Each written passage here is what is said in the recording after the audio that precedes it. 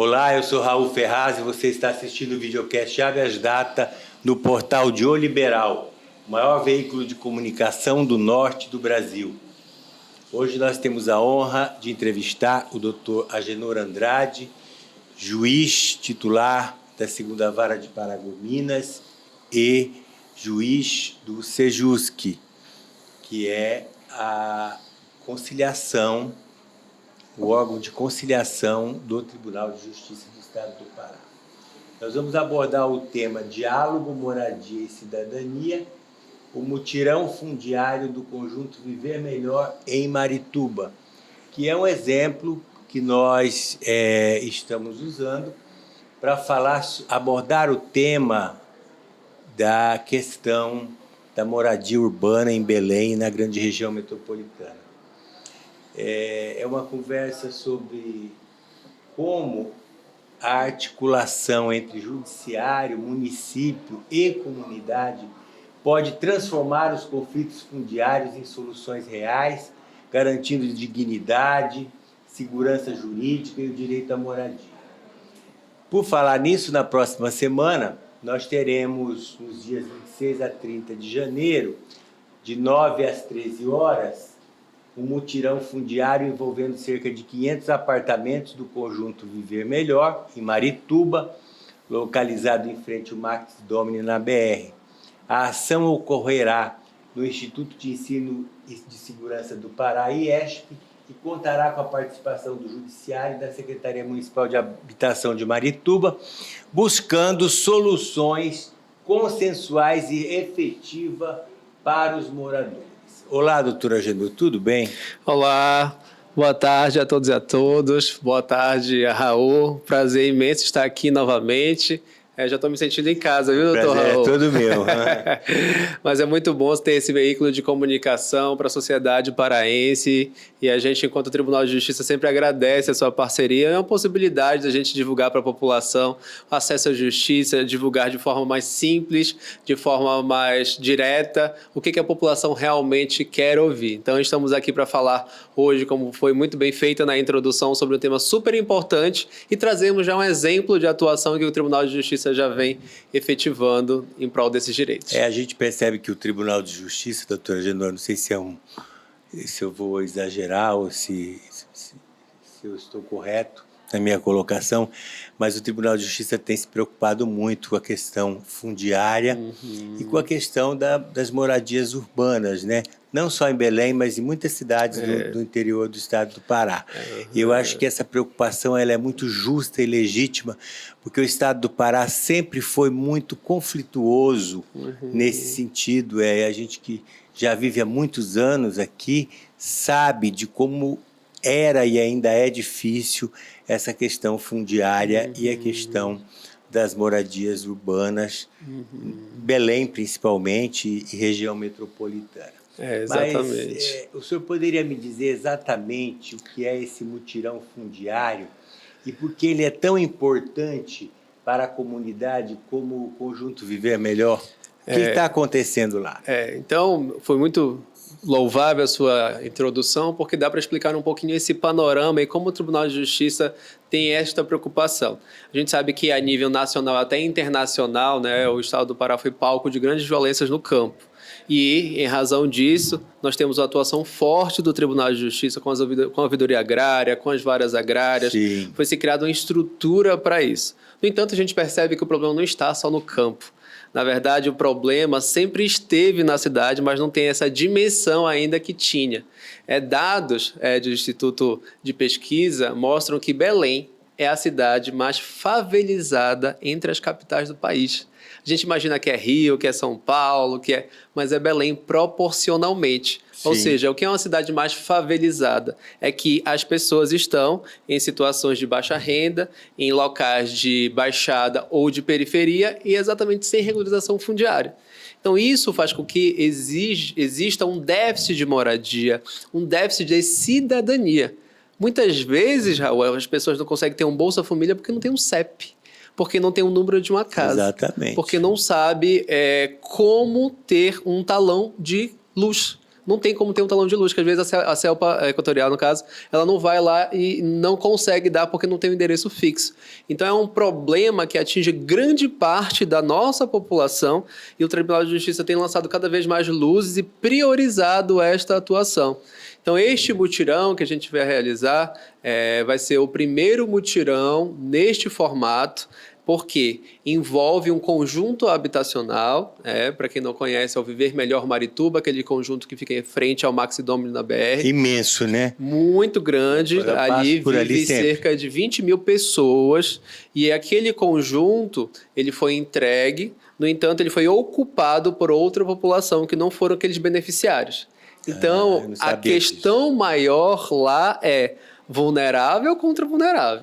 Não existe um grande autor, uma grande empreendedora que está querendo, não. São os beneficiários que foram sorteados em um leilão público, que foi acompanhado pelo poder público, e ocupantes que não tinham para onde ir, não tinham moradia. Então, imagine a dificuldade para o direito proteger tanto pessoas que precisam que está lá, mas quanto pessoas que estão aqui fora também precisando de moradia, estão pagando aluguel, estão morando na casa de família, esperando essa solução. Pesar e medir muito bem para não cometer injustiças. Né? Exatamente. E só um adendo, um pequeno adendo ainda em cima dessa pergunta.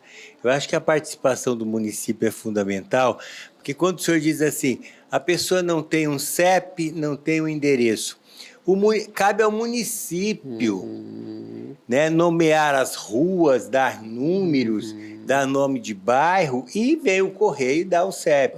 Então, se não houver o envolvimento de todos os interessados nisso, em solucionar o problema, e eu acho que aí é que entra o Tribunal de Justiça. Porque o Tribunal de Justiça tem força para chegar, oficiar, para promover um mutirão e as pessoas aderirem e, de certo modo, participarem, as autoridades que eu estou falando. Exatamente. Né? Essa que é a vantagem do Tribunal de Justiça.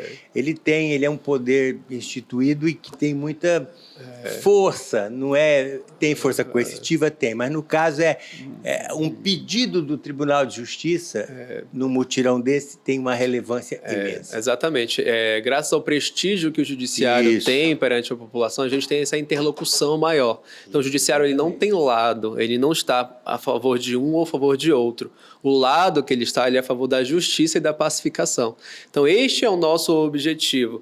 Por meio da mediação, por meio do diálogo, procurar resolver um problema histórico. Não sei se vocês aí de casa, do carro ou da cozinha que estejam escutando, lembram de quantas vezes a BR foi fechada em razão de protestos de moradores desse conjunto. Então, a gente não quer que chegue nesse caos social, porque é a única via de acesso à nossa região metropolitana, né? É o único lugar que tem para entrar e para sair. Vai impactar a vida de muita gente. Exatamente. Então, quando a gente chega até o local, e para a gente chegar nesse mutirão, Raul, é importante dizer que nós tivemos várias sessões de mediação antes. Nós tivemos sessão com o município, com o Ministério Público, Defensoria Pública, com o representante dos ocupantes, com o representante dos beneficiários, com o Banco do Brasil, com a construtora que construiu o imóvel. Então, foi uma grande articulação que nós estamos fazendo para colocar o ponto de cada um e vermos como conjuntamente a gente consegue avançar. E, além disso, nós fomos até o local. Então, eu, pessoalmente, juntamente com a equipe do tribunal, fomos nas casas, fomos nos apartamentos, e a gente percebeu que realmente tem muitas pessoas que estão lá porque não tem para onde ir. Né? Tem uma senhora que a gente entrou na casa, ela é avó e tem um filho autista, um neurodivergente que depende deles. Eles falaram, doutor, se eu sair daqui eu não tenho para onde ir. E, ao mesmo tempo, do outro lado, tem uma mulher que está com o marido em câncer, com estado terminal, que diz, doutor, eu estou pagando aluguel aqui que eu poderia estar comprando remédio para o filho. Então, são situações sociais muito complexas, que depende muito mais, como o senhor bem trouxe, de uma articulação do poder executivo para ele poder atuar. Mas, ainda bem que a gente tem bons parceiros e a gente tem conseguido avançar com essa articulação conjunta. E o que é interessante é que antigamente, quando o judiciário ia até essas ocupações, né, se chamava até antigamente de invasões. E hoje o movimento fala que, olha, a gente não invadiu nada, a gente ocupou porque a gente não tem para onde ir. Então a gente utiliza hoje muito mais o termo ocupação, porque antigamente o Poder Judiciário ia para tirar todo mundo. Então, quando a gente chega à comunidade e fala, epa, a gente não está aqui, para tirar. A gente está aqui para ouvir, para entender vocês, para criar um plano para saber quem realmente precisa. Pode ser encaminhado a outro programa habitacional, pode ser dado um aluguel social por um tempo para esta pessoa. Então a gente tem que ter soluções criativas com base nessa articulação que você muito bem trouxe, para a gente poder dar maior dignidade para a população. Nós estamos falando aí de 500 apartamentos. Quais são os principais problemas enfrentados pelos moradores e como o Mutirão pretende ajudar a resolver essas situações? O que a gente percebeu bem, nós temos uma questão de que não houve, por parte da construtora inicial, a conclusão da obra. Antes da obra ser entregue formalmente para as pessoas, houve esta ocupação. Então, a gente ainda tem também uma atuação da construtora que se comprometeu também a concluir a obra. E muitos apartamentos não têm ainda, e o próprio conjunto em si não tem, as praças não foram construídas, eles não têm qualquer tipo de documentação sobre o imóvel.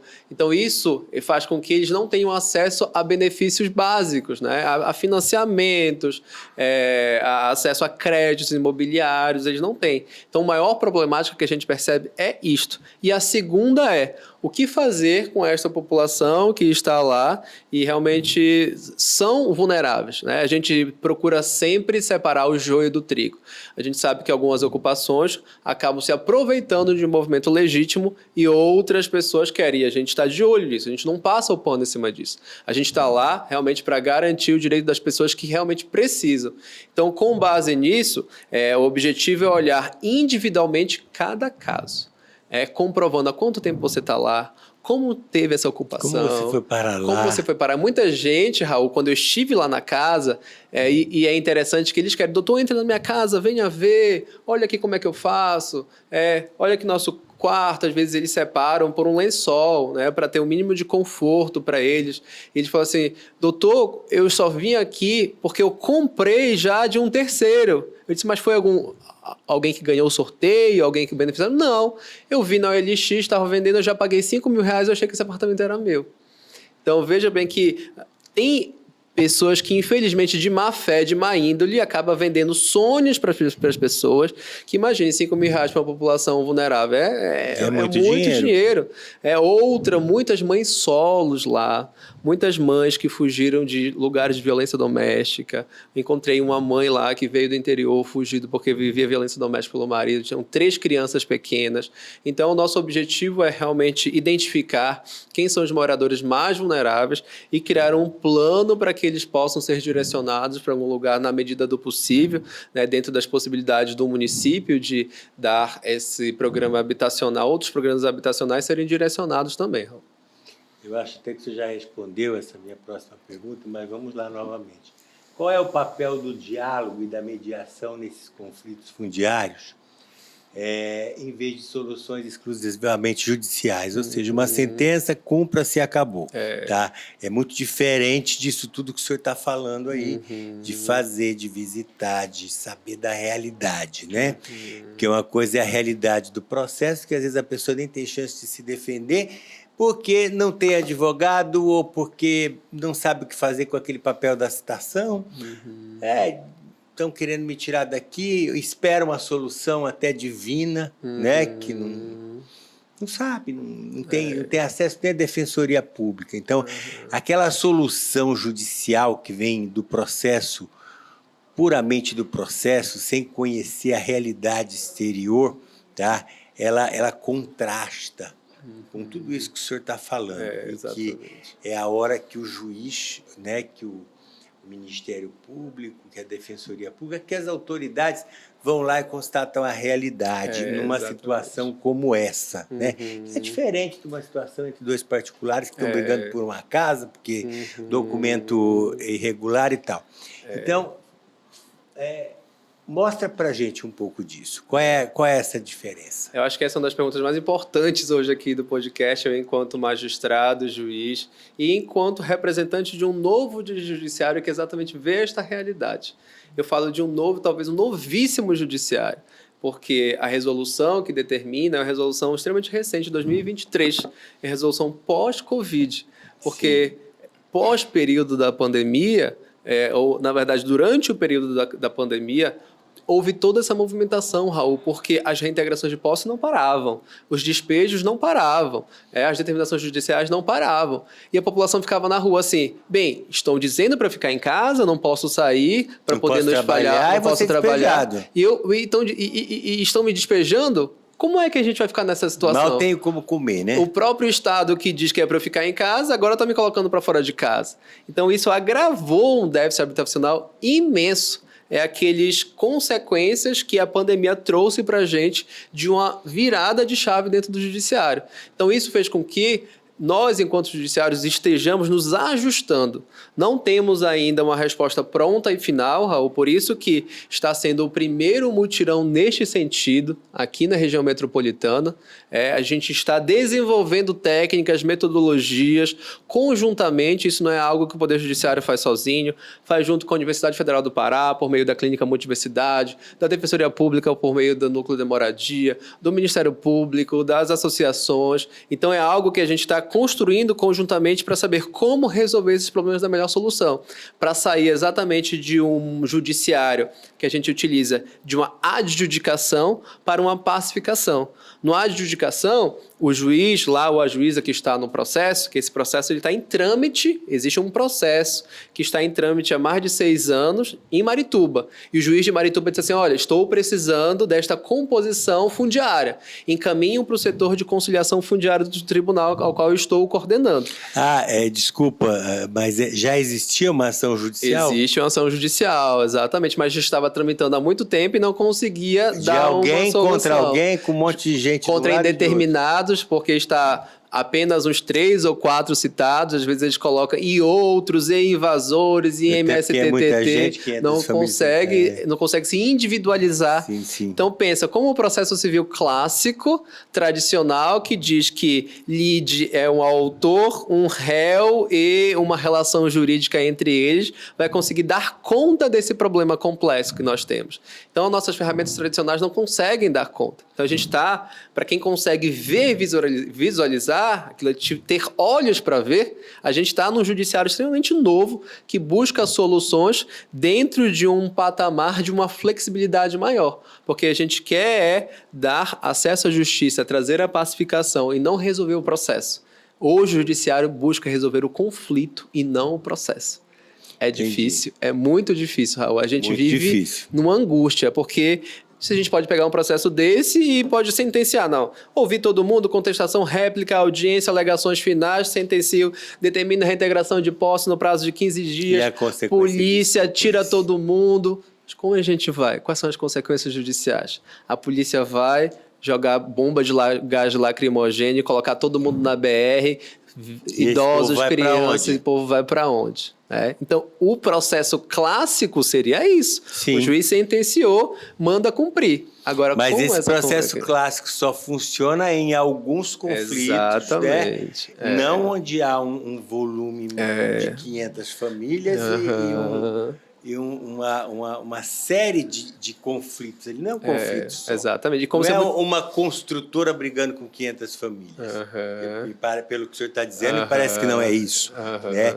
Tem gente que tem até o direito e não conseguiu, mas enfim. E como você muito bem trouxe, que vale a pena destacar, é que o processo judicial clássico sempre vai existir. A grande maioria dos nossos processos esse. Sempre vai existir. Não vai deixar de existir. Tutela individual. E ninguém vai começar a tratar dessa forma todos os processos. Então a gente tem que olhar o contexto, a contextualização para entender bem. Não é o processo que a gente falava no Caio contra Tício, né? O Tício contra o Médio, aqueles clássicos do direito civil. Não, é um processo multipolar que demanda uma atuação muito mais complexa. Então, a gente não pode ter a mesma ferramenta na nossa caixa de ferramenta, né? Não tem o prego se o problema é de enroscar. Precisa ter uma ferramenta especial para isso. Exatamente. Como a parceria do Judiciário, doutor, e da Secretaria de Habitação do município contribui para dar mais segurança jurídica e dignidade às famílias envolvidas? A gente não resolve problemas complexos sozinhos. Isso também, enquanto judiciário, a gente também tem que ter essa autocrítica para entender que Se a gente vai demandar esse problema complexo que a gente já tratou, a gente não pode ter uma atuação isolada. Então, a gente precisa de uma cooperação interinstitucional.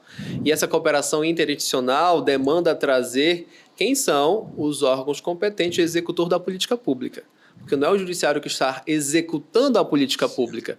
O judiciário ele é apenas um articulador e facilitador para que o executivo dialogue e execute esta política habitacional, seja ele no âmbito federal, estadual ou municipal. Então, a Secretaria de Habitação, hoje, do município de Marituba, a função deles é, primeiro, fazer a validação do cadastro das pessoas que foram sorteadas, porque foi feito um leilão para saber se as pessoas ainda estão, às vezes, vivas mesmo. Muita gente, felizmente, foi a óbito, já mudou de condição socioeconômica. Não quer mais. Então, a gente está construindo a solução nesse sentido. Porque, de repente, as pessoas que estão lá... Então, tem um cadastro, sei lá, de 1.000 pessoas. Então, vai se observando esse cadastro para saber essa pessoa foi sorteada, ela ainda preenche os critérios de vulnerabilidade. Hoje, ela passou no concurso público, ela tem carteira assinada com mais de 5 salários mínimos, não sei qual é o critério que eles usam. Então, essa parceria está sendo extremamente importante. E nos casos que se exige de grandes vulnerabilidades, a gente percebeu idosos, percebeu pessoas com deficiências, percebeu indígenas, quilombolas lá dentro, mães solos. Então, nessas situações, a prefeitura se comprometeu em analisar o caso concreto para conceder um aluguel social, para conceder uma priorização em algum outro conjunto habitacional, para encaminhamento para a Coab. Então, essas parcerias estão sendo muito importantes, porque a mediação ela só existe se tiver possibilidade, se a gente inaugurar uma solução de criatividade para o caso concreto. Então, a gente vai abrir possibilidades e ver, para atender determinadas situações, para onde vai ser direcionado, né? A gente tem que abrir essas possibilidades, e isso a Secretaria de Habitação se comprometeu em fazer no mutirão conosco. Doutor, que mensagem o senhor deixaria para os moradores do Conjunto Viver Melhor e para outras comunidades que vivem situações semelhantes? Há esperança de solução? É uma pergunta filosófica, né? É uma pergunta filosófica esperança difícil. Sempre tem que ter, né? Sempre temos que ter, porque se a gente está nesse setor, principalmente de pacificação, a gente sempre tem que ter. Mas quando eu vou lá, Raul, e todos os conflitos que chegam até a gente, nós, enquanto Tribunal de Justiça, os juízes e juízas que estão envolvidos, eles vão até o local. O que eu costumo falar? Nós não somos políticos. A gente não promete sonhos. A gente não promete que vai resolver todos os problemas de vocês, porque não é nossa função. Mas a gente promete um esforço ao máximo, que a gente vai dar o nosso melhor para que a melhor solução seja dada num caso concreto.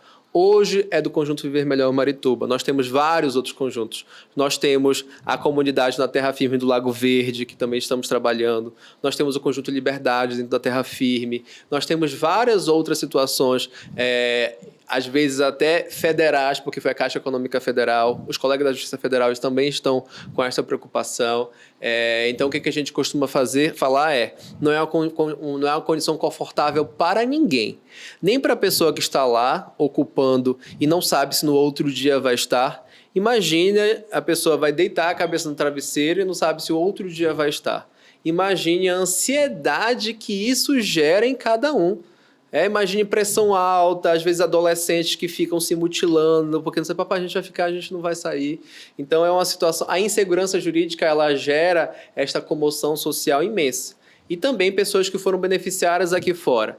Então, nós nos esforçamos ao máximo para atender a situação de cada um e termos pelo menos uma segurança jurídica. A pessoa pode ficar, vamos perguntar para o município. Vai ser direcionados para outros, vamos saber. Então, vamos fazendo essa composição, mas para pelo menos nós termos uma solução mais pacífica e igualitária e tentarmos resolver, ou melhor, chegar próximo de uma pacificação social naquele caso concreto, Raul. Mas o desafio é grande, viu? Doutora Genô, foi muito bom esse diálogo e eu espero que o senhor retorne outras vezes para a gente discutir sobre esse e sobre outros assuntos de interesse da comunidade jurídica e da população.